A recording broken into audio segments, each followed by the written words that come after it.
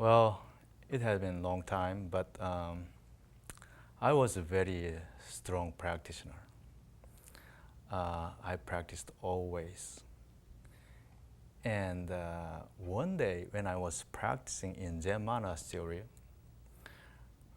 with all of my strength, and at the day it was lunchtime.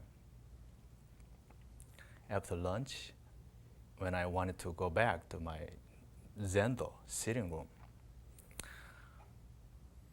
a corner of dining room, a very old lady called me and said, "Sunim, is practicing hard?" She said, "Are you practicing hard?" Yeah, and I That's said, funny. "What is easy practicing then?" Abruptly, amazingly, she left a chopstick while she was eating. And I asked the second question, except that at the time she left up the eating bowl without saying anything. And then I understood this lady is really enlightened. And I asked her immediately, "Where did you learn it?" And she said, "I have a teacher. Let's go. I want to meet him." And we went down immediately the mountain and went back, went to my master's place. Yeah. We had a conversation, kind of an hour. Yeah. But mostly I was really strong voice, that I gave to him. And he was mostly listening. Yeah. And at the last part of conversation, I asked him, "Well, even though you are Dharma successor and good enlightened being, you should practice hard continuously." You told Yeah. this This venerable master Uh-huh. on your first meeting, Uh-huh. he should be practicing hard. That's right. How dare I was. At the time, the master asked me, "Who is practicing?" Who is practicing? For me, it was obvious. I said, "It's me. I am practicing. Who can dare practice instead of me in my practicing?" With my answer, my master didn't say anything, and he turned his body to the wall and sitting quietly. At the time, something was really hitting me. I understood that I answered, "It's me," was only just existing because of you. It's very dualistic self. And then abruptly I got into confusion and I asked myself, how can I answer? How can I answer of this question? Yeah. I was sitting continuously to the next day in morning, to get the answer of the question. And the question was, Who is practicing? who is practicing? He asked you back. That's right. And you said, "It's me." He turned his back to the wall. Uh-huh. And you were confused, Yeah. right? And then I couldn't sleep, just sitting there with a strong question. How can I answer? How could I answer for his question?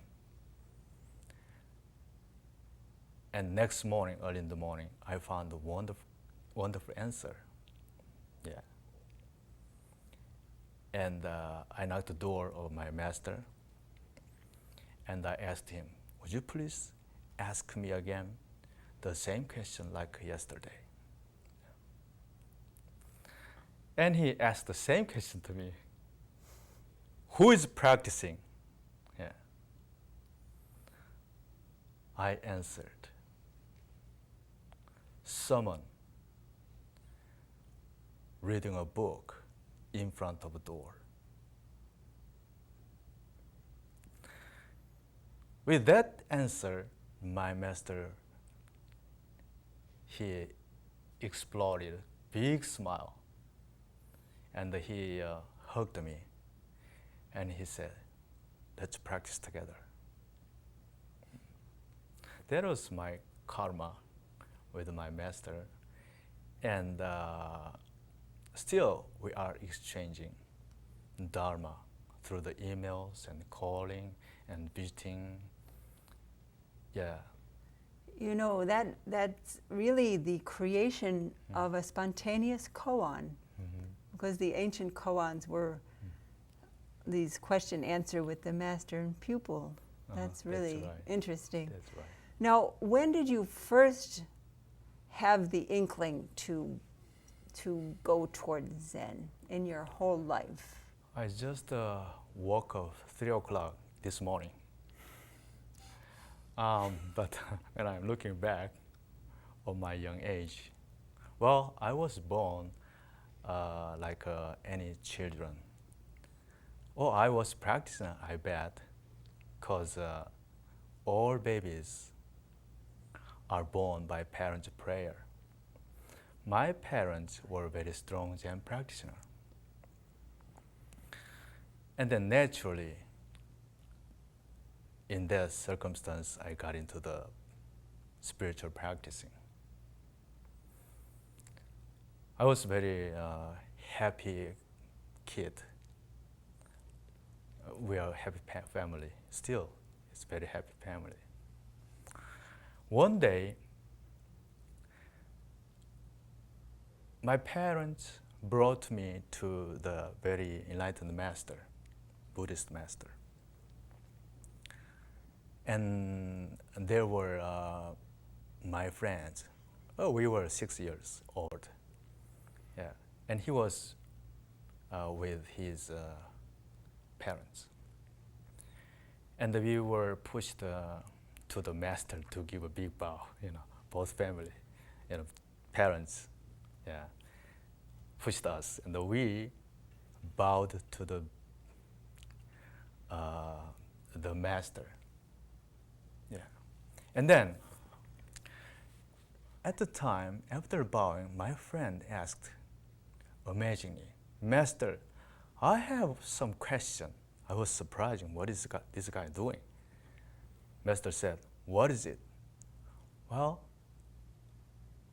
why the inside of watermelon is so red? Watermelon is so red. Yeah, my master said, with a laughing, ha ha ha ha, because your mind is red. And then that kind of question, really it hit me.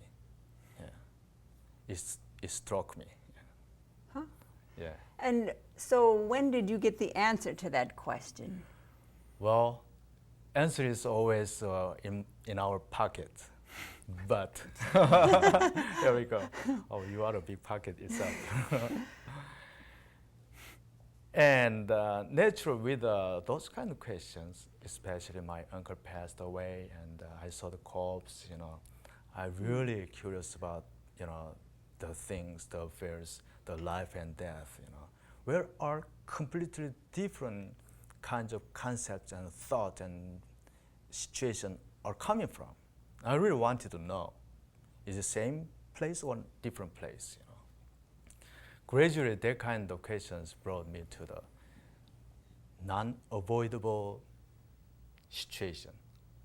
I should practice myself to get the answer with dying. So at the time, I already became monk naturally. And one day, I was sitting at the zendo, and I asked everybody, don't wake me up.